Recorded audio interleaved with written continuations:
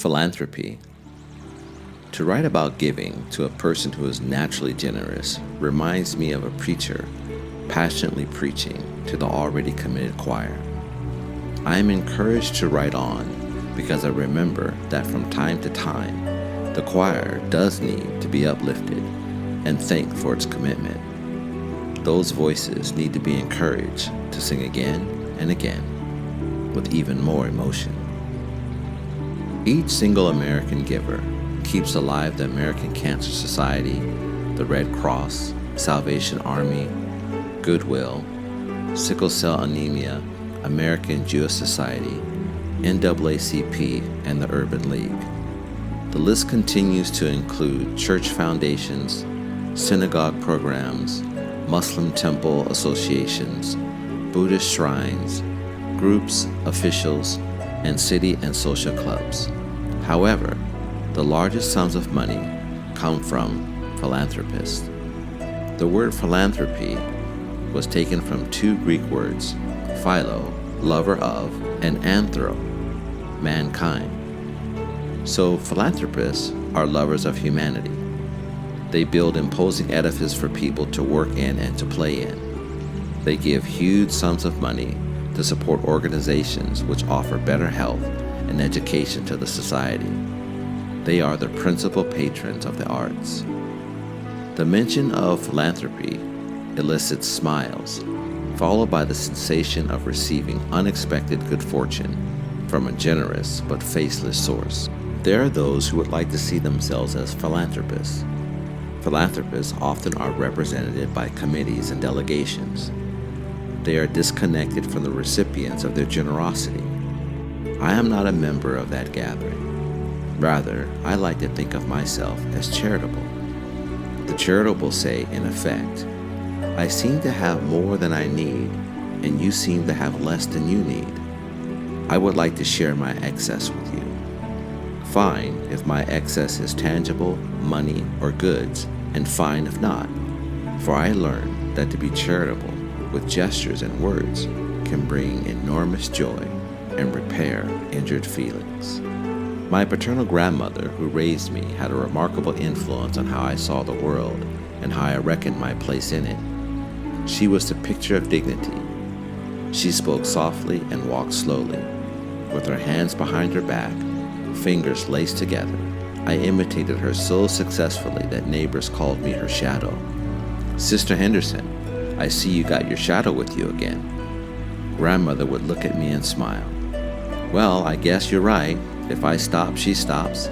If I go, she goes.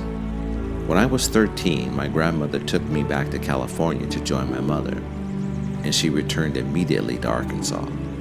The California house was a world away from that little home in which I grew up in Arkansas. My mother wore her straight hair in a severe, stylish bob. My grandmother didn't believe in hot curling women's hair, so I had grown up with a braided natural. Grandmother turned our radio on to listening to the news, religious music, gangbusters, and the Lone Ranger. In California, my mother wore lipstick and rouge and played loud blues and jazz music on a record player. Her house was full of people who laughed a lot and talked loudly. I definitely did not belong. I walked around in that worldly atmosphere with my hands clasped behind my back, my hair pulled back in a tight braid, humming a Christian song. My mother watched me for about 2 weeks.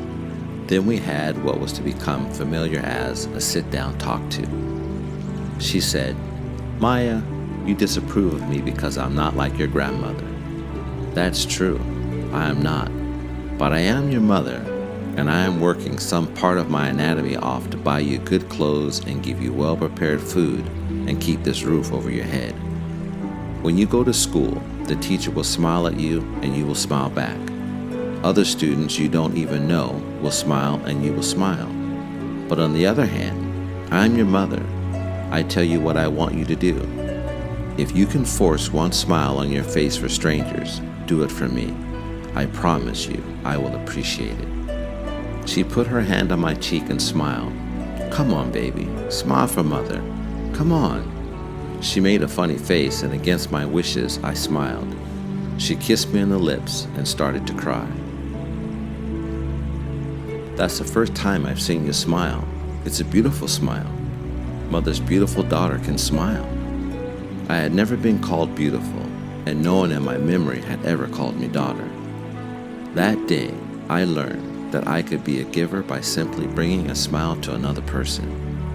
The ensuing years have taught me that a kind word, a vote of support, is a charitable gift.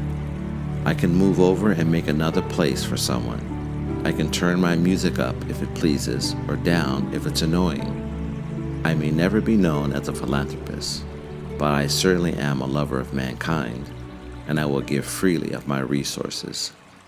You've been listening to Keita read Letter to My Daughter by New York Times bestseller Maya Angelou. She shares her path to living well and with meaning in this absorbing book of personal essays, dedicated to the daughter she never had but sees all around her. Letter to My Daughter transcends genres and categories: guidebook, memoir, poetry, and pure delight. To keep the channel going, please like and subscribe. Go to the description and our channel page for information on how to purchase books from our affiliate links. This is James. Keita and I thank you for listening.